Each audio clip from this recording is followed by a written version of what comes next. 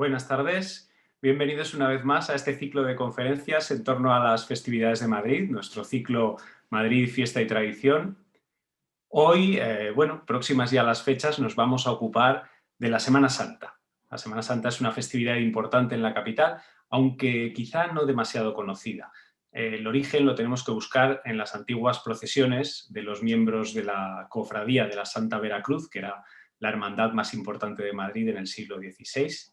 Y bueno, el tiempo ha ido pasando desde entonces, luego veremos cómo, y lo cierto es que hoy en día en la capital encontramos procesiones pues, de raíces y estilos muy diversos. Aquí conviven por igual procesiones con sobrio estilo castellano, algunas de aire sevillano o malagueño y por supuesto otras pues típicamente madrileñas, ¿no? Y junto a la liturgia propia de estos días nos vamos a ocupar también de la música sacra, de la clásica y de la actual, que es ese acompañamiento, yo diría que indispensable, ¿no?, para recibir a la Semana Santa. Y lo vamos a hacer, por supuesto, de la mano de nuestro invitado, el historiador y profesor Luis Regino Mateo del Peral. Para quienes aún no le conozcan, el profesor Mateo del Peral pues es una de las voces más reconocidas en lo tocante a la historia popular de Madrid. Es miembro numerario del Instituto de Estudios Madrileños y ha sido profesor ayudante de la Universidad Complutense en las disciplinas de Derecho Internacional Público, Teoría del Estado y Geografía Humana. Asimismo, ha sido profesor tutor de Historia de la UNED y jefe del Departamento de Programación Cultural del Ayuntamiento de Madrid. Regino, muy buenas tardes y gracias una vez más por acompañarnos.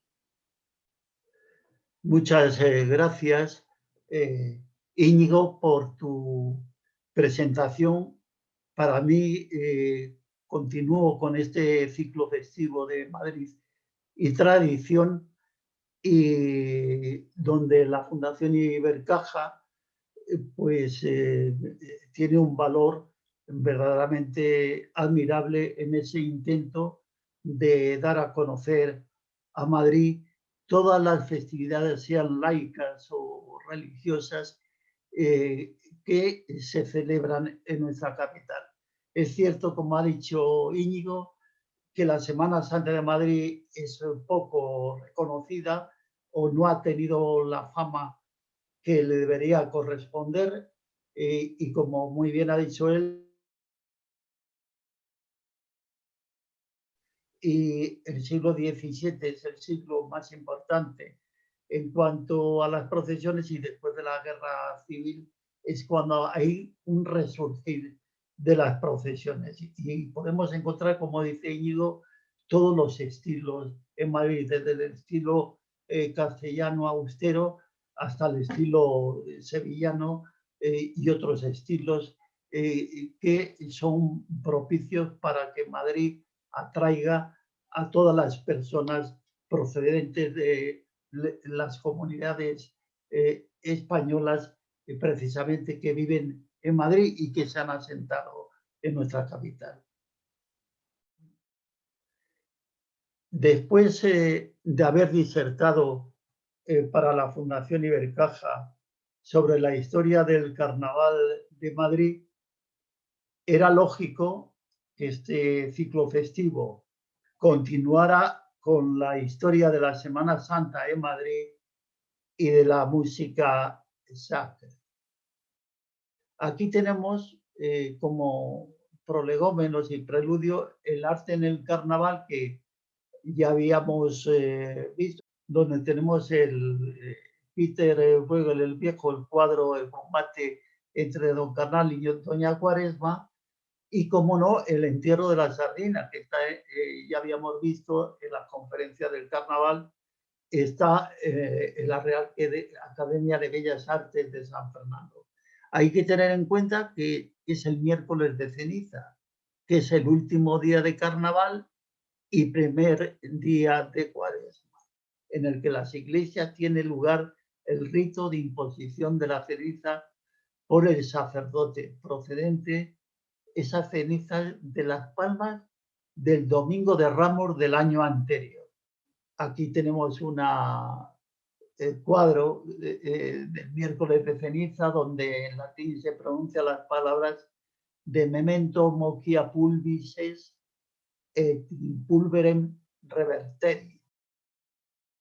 En Madrid, en las procesiones en Semana Santa tenían lugar el miércoles, jueves, viernes, sábado y domingo de Pascua o Resurrección. Habitualmente, cada día salía una procesión. Esto estamos hablando de antaño, lógicamente, que organizaba una cofradía a la que se sumaban otras con sus correspondientes pasos. Y luego, en la Semana Santa, ¿qué es lo que pasa? Se conmemora la pasión, muerte y resurrección del Señor a través de diversas actividades que se celebran a fin de evocar ese acontecimiento. Procesiones, saetas, los tronos, los pasos, los bombos, timbales, las bellas imágenes y tallas, la música sacra, las luces.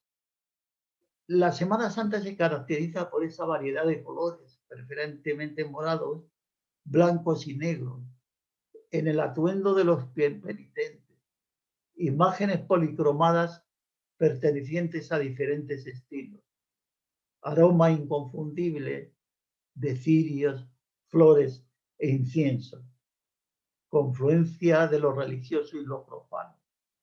Son demostraciones de fe, como se manifiesta a través del esfuerzo de los costaleros que las procesiones acarrean perfectamente sincronizados con gran ilusión y sacrificio esos monumentales pasos, a veces por calles angostas y empinadas.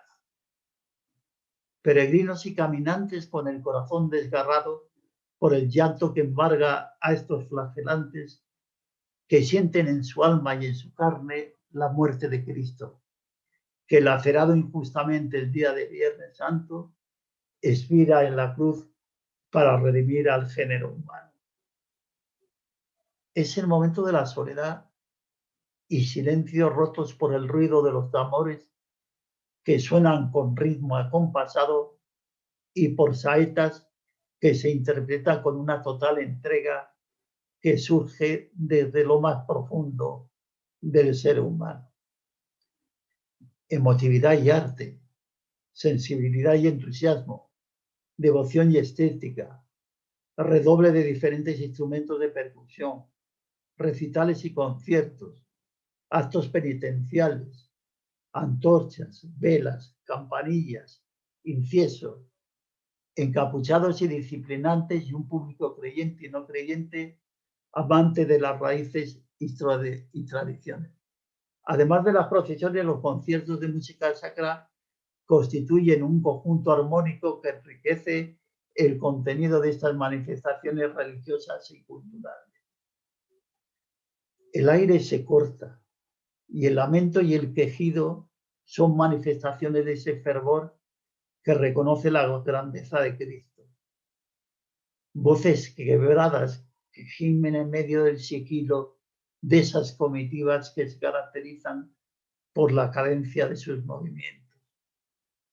La magnificencia de los actos, tanto en la calle como en los templos y otros recintos, suscita la admiración de un público que sabe valorar ese legado en toda su dimensión y por eso y por ello la Semana Santa tiene un contenido dinámico y vibrante. Aquí tenemos otra imagen de nuestro Padre Jesús de la Salud, Hermandad de los Gitanos. La Semana Santa es una festividad movible que se celebra desde el Domingo de Ramos hasta el Domingo de Resurrección, precedida por la Cuaresma, que este año ha comenzado el miércoles de ceniza, día 17 de febrero, y finaliza el 1 de abril, Jueves Santo. Y la Semana Santa en el 2021 tiene lugar desde el Domingo de Ramos, 28 de marzo, hasta el 4 de abril, Domingo de Resurrección. Fue Constantino el Grande el que dispuso en el primer concilio de Nicea, en el año 325 de nuestra era cristiana, cuándo debería tener lugar la Semana Santa. Y esta sería siempre en el domingo siguiente a la primera luna llena después del equinoccio de primavera, luna cuya fase se producirá el domingo 28 de marzo. Y en cuanto a la historia de la Semana Santa de Madrid, entre las publicaciones relativas a la misma destaca el libro de Enrique Guevara Pérez y Mariano Rivera Vázquez, quienes en su historia de la Semana Santa de Madrid realizan un laborioso y documentado trabajo sobre la semana, ¿no? Desde el siglo XV hasta la actualidad. Así, el estudio de las cofradías y los gremios en el transcurso de diferentes épocas nos ayudarán a comprender cómo tanto los penitentes como el público asistían a las procesiones de la Semana Santa.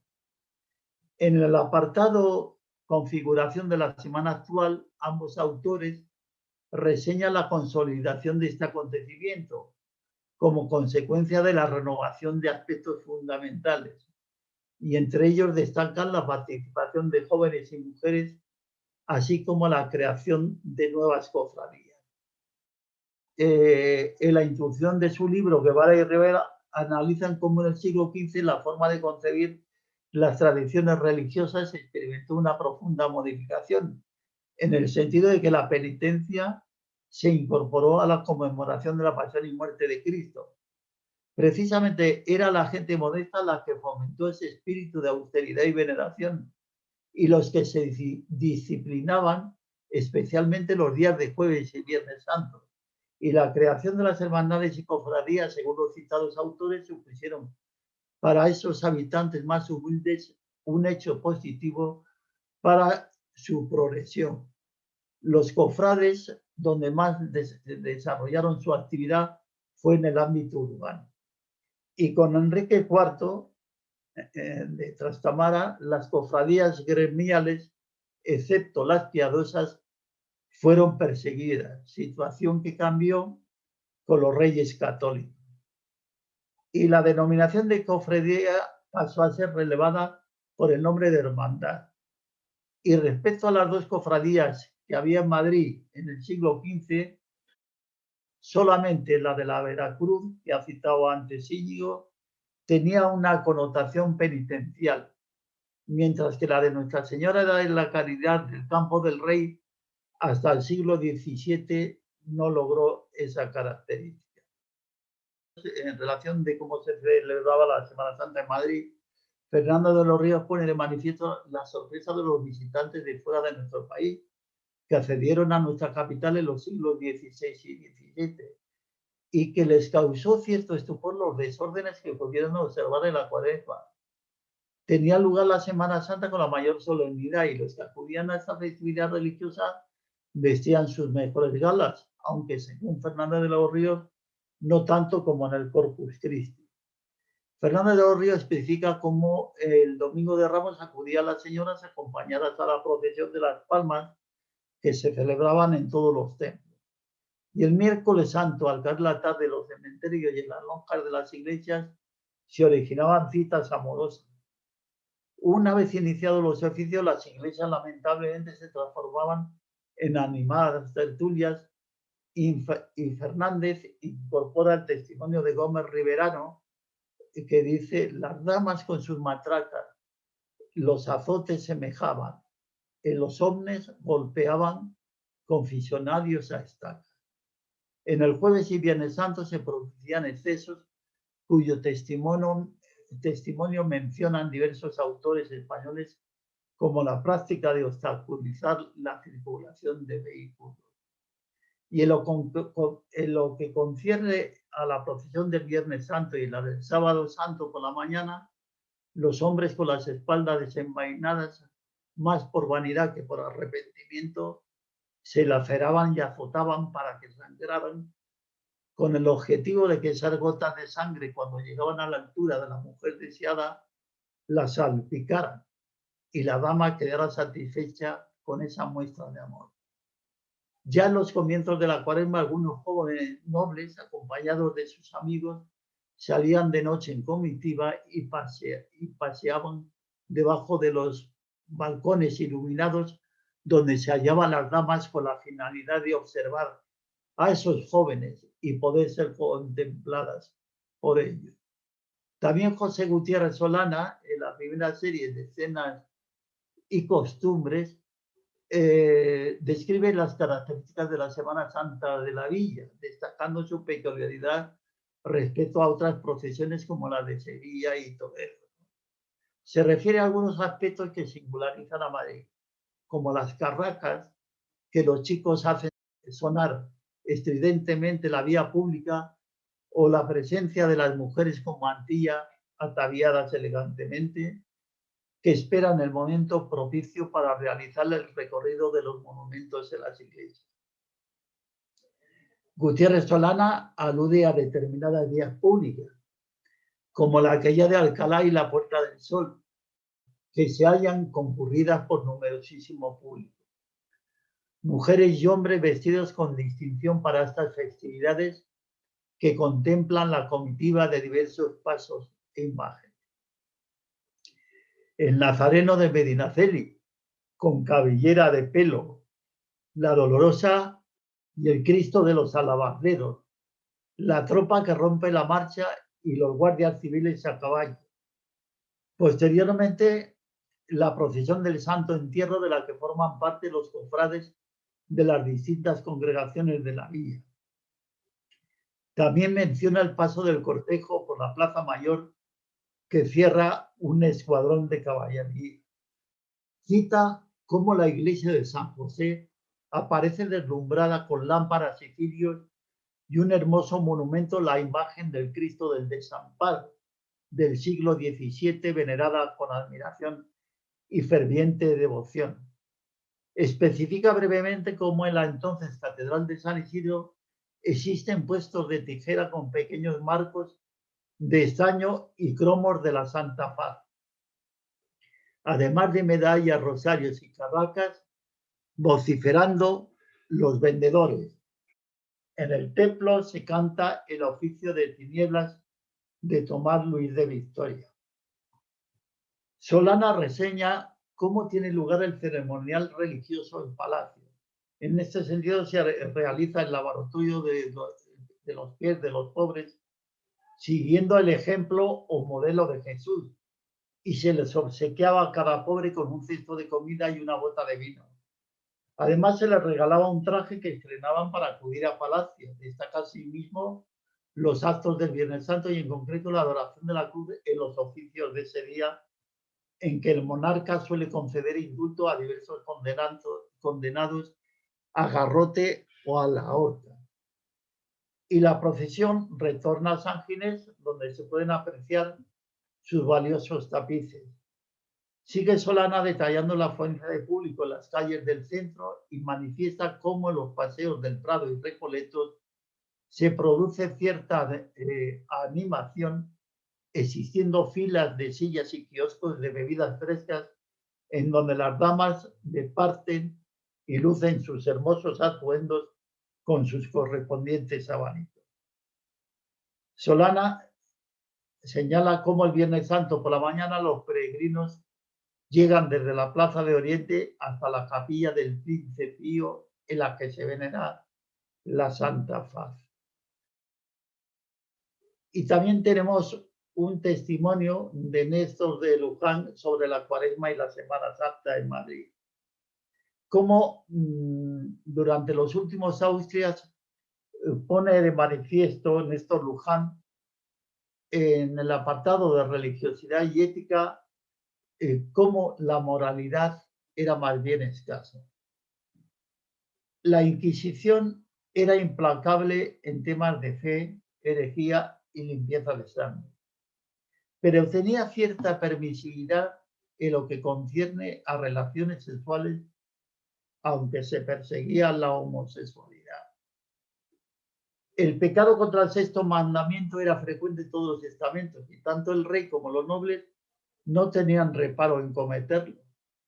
Ya se encargaban los hombres y mujeres piadosos que recibían la protección del rey y de los nobles de orar y someterse al ayuno y la disciplina por los pecados de sus protectores, y especialmente en los conventos se rezaba por los devaneos amorosos de Felipe IV.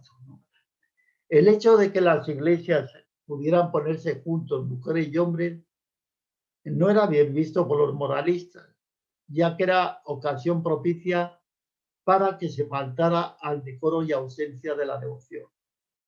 Y Luis Rufo, en la segunda mitad del siglo XVII, en su libro Los 500 apotegmas, manifiesta: en los templos no se está con la debida reverencia y acatamiento, y es causa más patente de este exceso estar en muchas misas mezclados en montón los hombres entre mujeres. Y en algunos conventos de monjas existía cierta relajación y amoríos que se traducían en raptos de monjas por clérigos y galanes.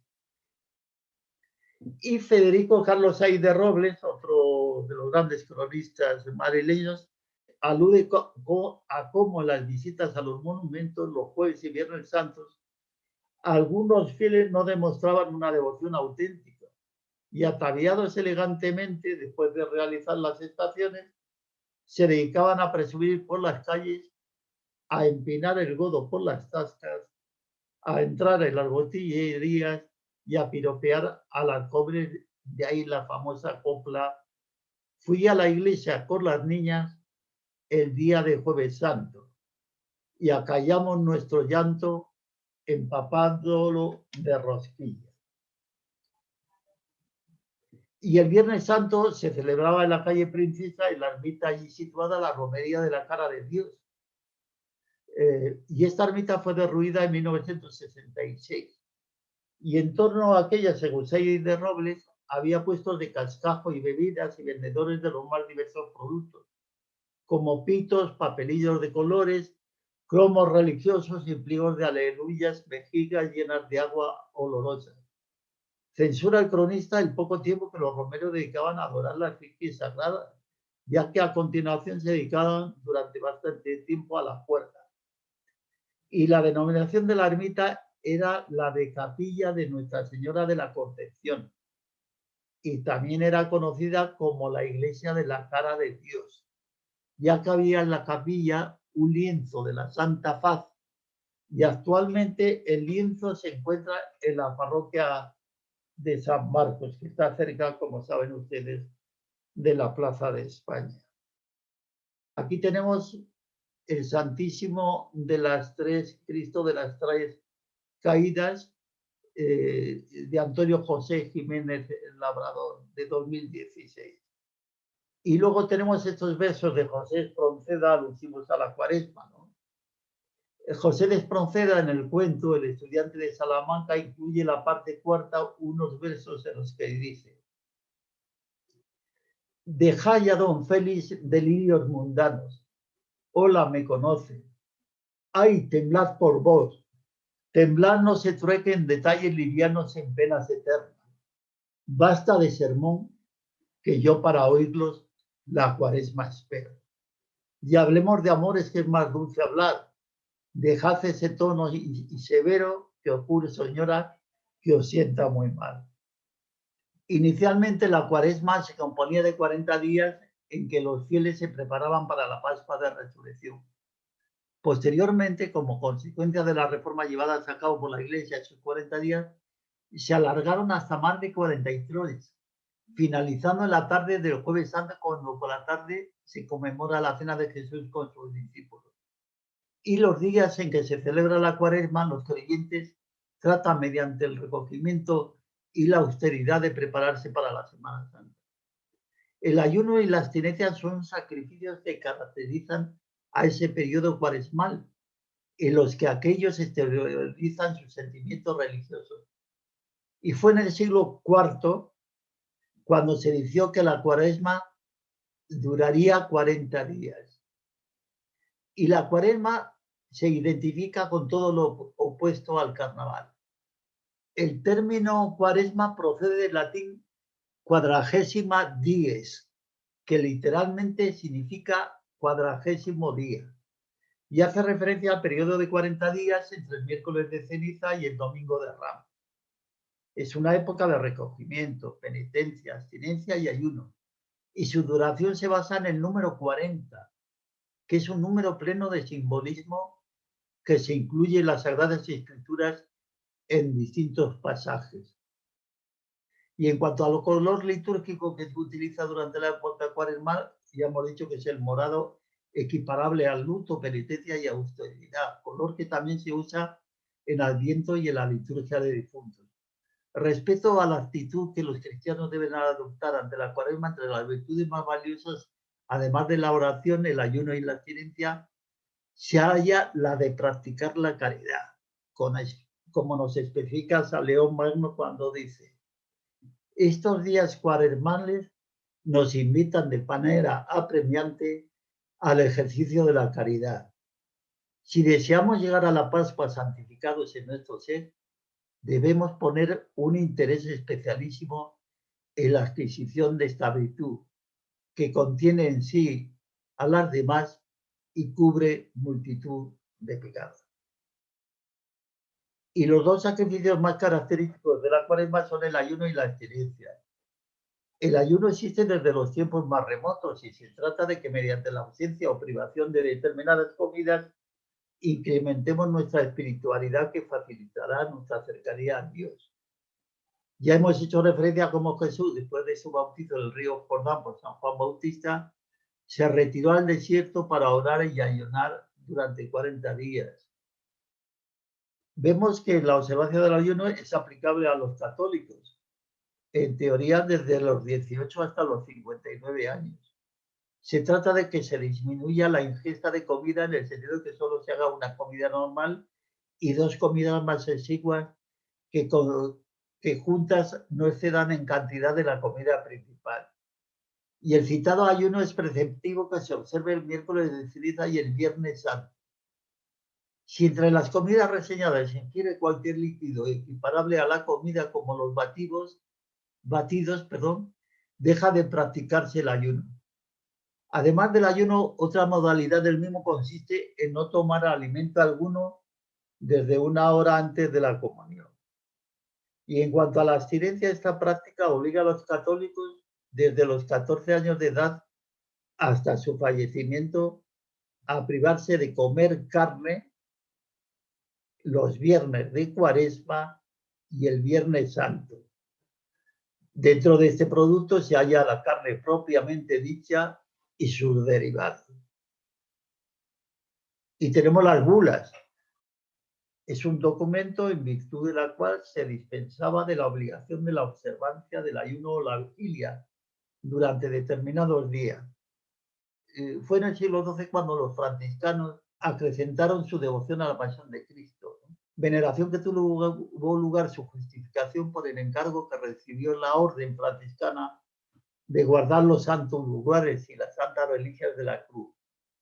Esa situación ya en el siglo XII generó el nacimiento de hermandades, y San Francisco de Asís fomentó la conversión y la penitencia, y en el siglo XIII ese carácter de disciplinante se extendió merced a los sermones de Raniero Fasani y de San Antonio de Padua, que transmitían a sus fieles la necesidad de efectuar penitencia.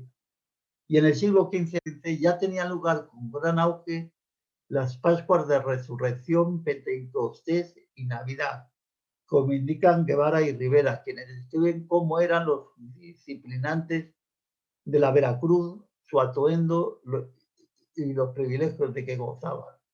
Los franciscanos apoyaron a esta cofradía y la proliferación de las mismas. En cuanto a la vida religiosa, en el siglo XVII, los madrileños de esta cinturia vivían con intensidad el sentimiento religioso. Así lo analiza José del Corral, y esa religiosidad no tiene nada que ver con el laicismo que predomina en la actualidad. Como señala el ilustre cronista oficial de la villa, miembro numerario del Instituto de Estudios Madrileños, la religión era el principal referente de aquella sociedad. Asimismo, el cronista reseña cómo las procesiones formaban los dos grandes grupos de luz y de sangre. Los pertenecientes al primer grupo, los hermanos de la luz, iban ataviados con túnicas y capirotes como los que se portan en la actualidad, con un determinado color que era el que correspondía a su congregación. En cuanto a los hermanos de sangre, Caminaban solos intercalados entre los integrantes del primer grupo. Iban con la espalda descubierta y como mortificación se azotaban esa parte posterior del cuerpo que les ocasionaba el derramamiento de sangre. Otros penitentes caminaban con cruces y cadenas de gran peso y algún que otro disciplinante realizaba la procesión por su cuenta, aunque estaba prohibida esa modalidad. En cuanto a la iconografía en Madrid y a raíz de sus procesiones, las imágenes de las procesiones de Madrid tienen una calidad artística que no desmerecen de las de otras ciudades. Calidad que se enriquece por la variación, diferentes versiones, y en una entrevista realizada por el semanario Análisis Digital a mi buen amigo el padre Francisco Andrés Martínez Domínguez, el famoso cura Paco, que fue coordinador de las hermandades de la Semana Santa de Madrid, se reseña que la Semana Santa de Madrid es una fiesta muy rica que recoge la tradición de los más diversos estilos. Incluye costaleros, andas o carrozas, hasta una riqueza de advocaciones muy importantes, especialmente la de Medinaceli y la del Pobre, que son dos nazarenos e imágenes de devoción y veneración. Respecto al arraigo de las procesiones, afirma el cura Paco que fue tras la guerra civil cuando esta tradición cobra mayor impulso, con el advenimiento a la capital de nuevas hermandades, especialmente andaluzas. Y en el transcurso de los años se reafirma el concepto popular de hermandad, y es en las décadas de 1980 y 1990 cuando alcanza mayor esplendor, siendo de las más importantes de nuestro país. En consecuencia, en Madrid convergen distintas influencias que singularizan a las procesiones y enriquecen su contenido. En ese sentido, las calles de Madrid, de los Austrias y de los Borbones, congregan a un numerosísimo público y las calles están repletas de gentes, y en cuanto a la música son las bandas de las que complementa la procesión, y según los participantes de aquella, esas bandas deben marcar un ritmo, ¿no? A la pregunta sobre las hermandades de Madrid, Martínez destaca que tienen un programa de actividades durante todo el año, y de ellas sobresalen las de influencia sevillana, como la de los estudiantes los gitanos y la del Gran Poder y la Macarena. Otras tienen influencia malagueña y madrileña, como la del Pobre. Asimismo, algunas hermandades que cita el cura Paco Solar de los Cruzados, la del Silencio, la de Medinaceli, la de los Alabarderos y la de la Soledad. Y respecto a las imágenes, las hay con cierto valor artístico, como la de Medinaceli, que es una talla sevillana del siglo XVII. Y otras tallas que sobresalen son la de Jesús el Pobre, el Cristo de los Estudiantes, el Santísimo Cristo de la Fe y la Virgen de la Soledad, de San Ginés. Y tras la Guerra Civil hemos visto que se elaboraron más tallas, como el Gran Poder, la Macarena y de la Virgen de los Estudiantes. Y, en consecuencia, la iconografía madrileña no desmerece en calidad de otras tallas de otras ciudades españolas. Y el cura Paco resalta el ritmo, la música a cargo de bandas que tienen que marcar un determinado ritmo en las procesiones, según sean costaleros u otros grupos. Hay que tener en cuenta que esta entrevista se efectuó en el año 2012 y que desde entonces la programación ha ido mejorando con la incorporación de nuevas tallas que he citado antes, como la de la borriquita y hermandades. Aquí tenemos una talla de Nuestra Señora de la Soledad y Desamparo, en la procesión de 2014. Aquí tenemos la de María Santísima de las Angustias, Hermandad de los Gitanos. Aquí tenemos la del Divino Cautivo, Hermandad del Divino Cautivo, que es imagen cedida por este archivo, cuyo rector es Mariano Rivera. Aquí tenemos el resurgir de las procesiones en Madrid. En los últimos años ha habido un resurgir de tal modo que hay procesiones como la de Jesús de Medinaceli, que es a la que asiste más público de todo el país, se calcula en más de 1 millón de personas. Parecen cifras exageradas, pero existe una devoción total hacia este Cristo, ¿no? Y el impulso de las procesiones en Madrid por los gremios se efectuó en el siglo XVI, como reseña también Pedro Montoliu Camps, otro cronista de la villa, y todavía en el siglo XVIII las procesiones estaban constituidas por grupos de trabajadores, y así Montoliu hace referencia a algunos pasos como el de Jesús Nazareno, organizado por los confiteros, el de Cristo crucificado por los herreros, el de Santo Sepulcro por los barberos, el de la Veracruz por los cocheros, y manifiesta que así hasta aproximadamente formar unos 30 pasos. Parece ser que en Madrid las cofradías no llegaron a alcanzar las disputas que tuvieron lugar en otras localidades, pero ello no supuso que afectara la fama y al prestigio de sus pasos. Así, Montoliu describe cómo el embajador de Marruecos en España reseña cómo en las postrimerías del siglo XVII numerosas personas llevan el rostro cubierto con el objeto, creen en ellos, de ocultarse y no ser reconocidos. Pero uno de sus servidores o de sus amigos marcha detrás de ellos por el temor de que caigan desvanecidos a consecuencia de los numerosos latigazos que se aplicaban sobre la espalda. El diplomático mostraba igualmente su sorpresa de que en esos días no repicaran las campanas, no se utilizaran los coches y los caballos y se taparan las imágenes de las iglesias con paños de color negro. Aquí la tamborrada, que tiene lugar en la Plaza Mayor y que es el último acto de la Semana Santa madrileña. El domingo a las 12 es cuando esta costumbre se implantó, cuando yo estaba todavía en el Ayuntamiento de Madrid, de traer los tambores de Aragón precisamente para que participaran en la procesión de la Soledad el Sábado Santo, y también que hicieran una demostración, una exhibición en la Plaza Mayor. Ahora vamos a pasar a otro apartado que es complementario de lo que hemos expuesto anteriormente sobre la religiosidad y las procesiones de la Semana Santa en Madrid. Es necesario que hablemos sobre la importancia de la música sacra dentro de la Semana Santa.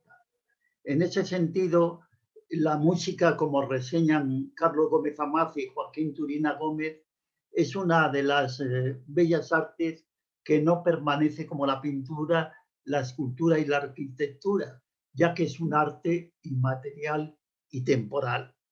La música, pues, constituye una de las disciplinas más ancestrales y sublimes en el campo de las bellas artes. Desde la antigüedad la música ya ha ocupado un lugar preeminente junto a otras materias como la astronomía, las matemáticas y la geometría, y ha contribuido a través de sus diferentes sonidos al incremento de la espiritualidad del ser humano, sirviendo como acicate para despertar en él los sentimientos más nobles y elevados. Y el Ayuntamiento de Madrid, junto a la programación de las procesiones que organiza la Arquidiócesis de Madrid, ha querido complementar los actos religiosos con una excelente música sacra, incluyendo una variada programación de conciertos y recitales de excelentes compositores, ¿no?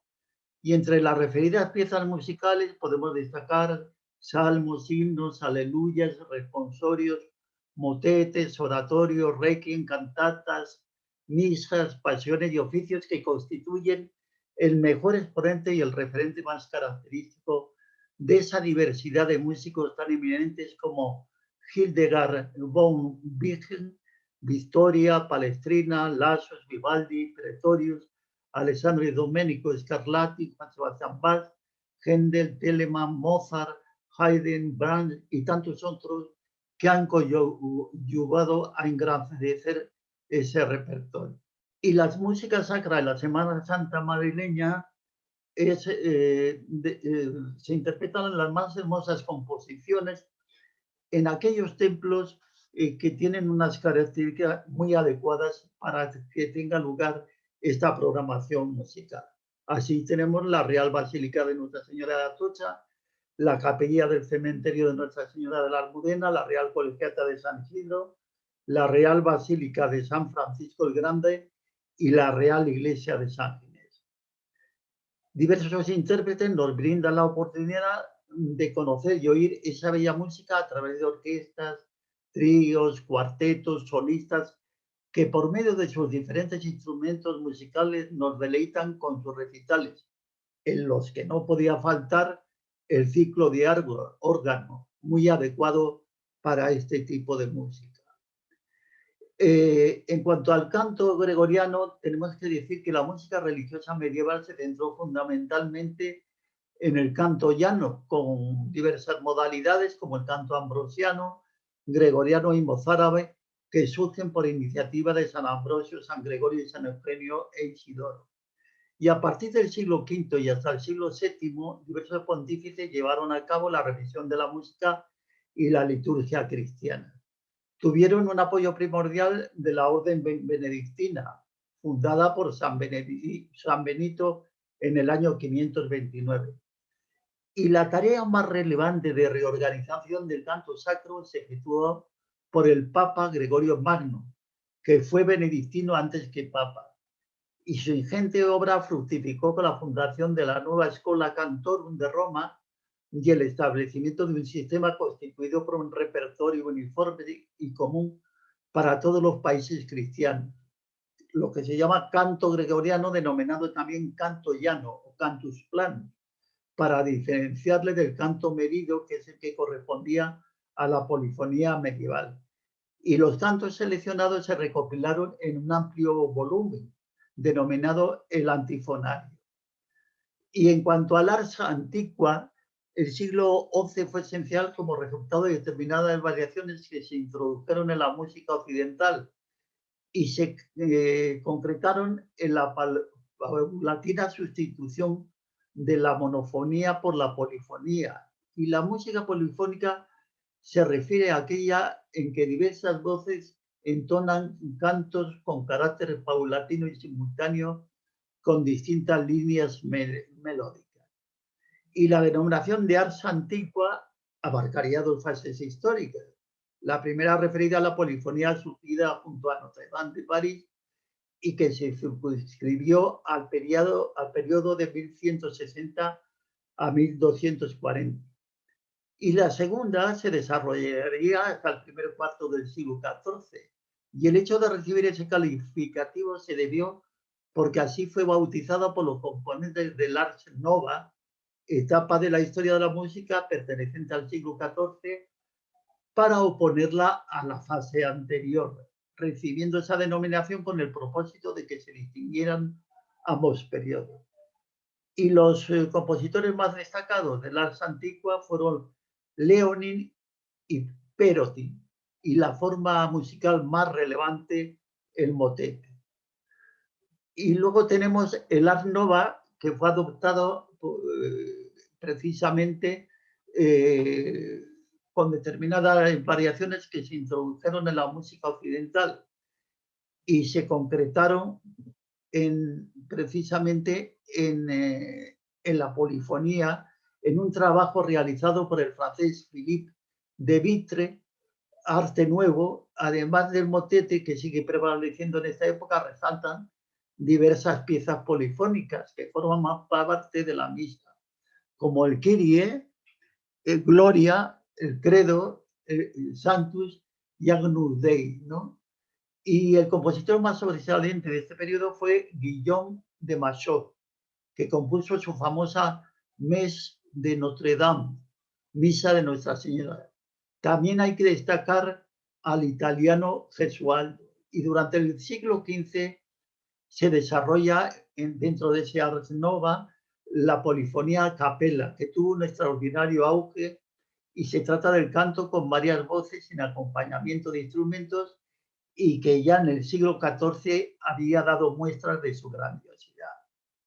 Y la polifonía alcanza su máxima plenitud en el siglo XVI, con el italiano Palestrina el español Tomás Luis de Victoria, el flamenco Orlando Di Lassus y el inglés William Ball. Y el compositor más famoso de esta época fue Palestrina, que es el que mayor prestigio tuvo de los anteriores a Bach. Y llegamos al gran compositor de la música religiosa, Juan Sebastián Bach. Con Bach se compendia y llega a su máximo esplendor la música sacra del barroco, que es un legado inolvidable de esta modalidad, en donde el grado de perfección artística alcanza cotas inigualables. Y Juan Sebastián Bach es uno de los músicos más grandes de todos los tiempos. Llegó a cultivar todos los géneros musicales, menos la ópera. Además de compositor, era un virtuoso organista. Y gran parte de su trabajo se centra en obras eclesiásticas.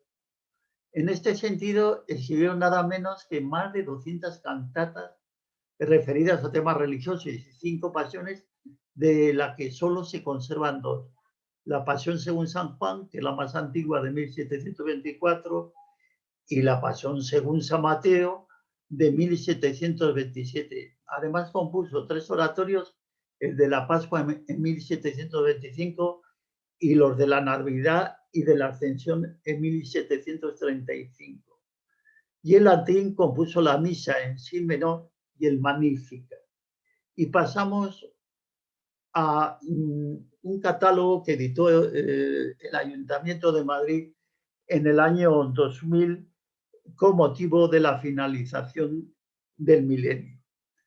Y con motivo de esa finalización, siendo alcalde de Madrid José María Álvarez de Manzano y López del Hierro, y concejal de Cultura, Educación, Juventud y Deportes Juan Antonio Gómez Angulo, el ayuntamiento tuvo la iniciativa para conmemorar dichas efemérides de la finalización del milenio de editar 4 catálogos relativos a las fiestas de Madrid. Y en el catálogo relativo a la Semana Santa madrileña se me encomendó que redactara un artículo sobre la vinculación de la música sacra con la Semana Santa. Y esa conexión acrecienta nuestra espiritualidad. Así Beethoven reseña que la música es la verdaderamente mediadora entre la vida de los sentidos y el espíritu. Y Jean Paul Richter manifiesta que la música, tus ecos son sutiles acentos que los ángeles recogen de los alegres sones de otros mundos. En dicho catálogo figuran en la siguiente diapositiva piezas musicales inolvidables como la de los compositores Palestrina, Haydn, Bach, Vivaldi y Prettorio. Aquí pueden ustedes ver precisamente esa diapositiva donde figuran los compositores a los que he hecho referencia. Y luego tenemos a Händel y Mozart. Händel cultivó con gran maestría el oratorio, como su famoso Mesías o su Israelí en Egipto. Igualmente se puede destacar su célebre Te Deum, y asimismo podemos rememorar el famoso Requiem inconcluso de Mozart y las 7 últimas palabras de Cristo en la cruz de Haydn, cuya pieza musical curiosamente le fue encomendada por un canónigo del Cabildo Metropolitano de Cádiz en el año 1785. El Papa Pío X publicó el 22 de noviembre de 1903, festividad de Santa Cecilia, patrona de la música, el documento Motu Proprio, de una importancia extraordinaria para la música religiosa, con una finalidad fundamental concretada en su renovación total. Tuvo como uno de los principales impulsores de las reformas al padre Otaño y la Escola Cantorum de Comillas, cuya sede fue su universidad pontificia regentada por los jesuitas. Y como ejemplo de esa revisión podemos destacar el resurgimiento del canto gregoriano, al que el Papa Pío X lo consideró como supremo modelo de toda música religiosa, y cuyo mejor ejemplo son las interpretaciones de los monjes de la abadía de San Pedro de Solés y de Santo Domingo de Silva. Y luego tenemos aquí una fotografía del órgano de la Real Iglesia de San Ginés.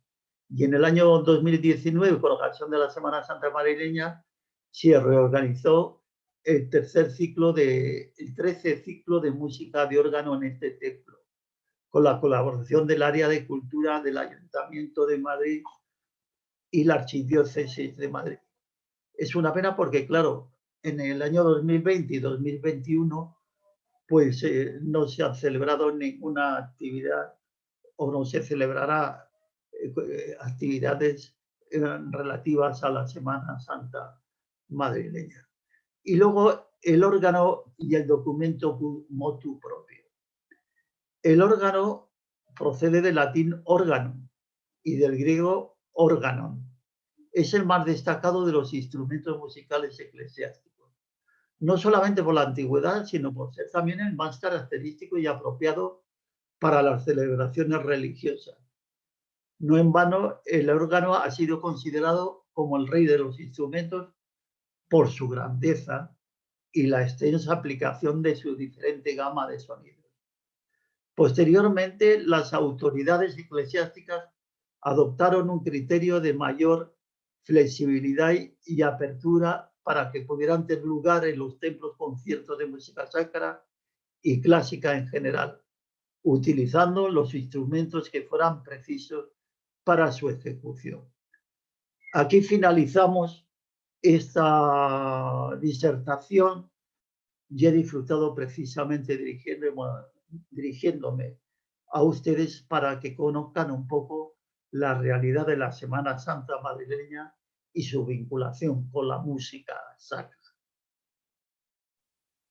Bueno, pues sin duda ha sido un repaso, como siempre, muy completo. Yo creo que nos ha ayudado mucho a poner luz en esta festividad que ya decíamos que no es a lo mejor de las que primero vienen a la mente cuando pensamos en las fiestas de carácter típicamente madrileño, pero bueno, que ahí está y que como ha demostrado Regino, pues había mucho que decir sobre la Semana Santa en Madrid. Muchas gracias una vez más, Regino, por compartir con nosotros estos momentos.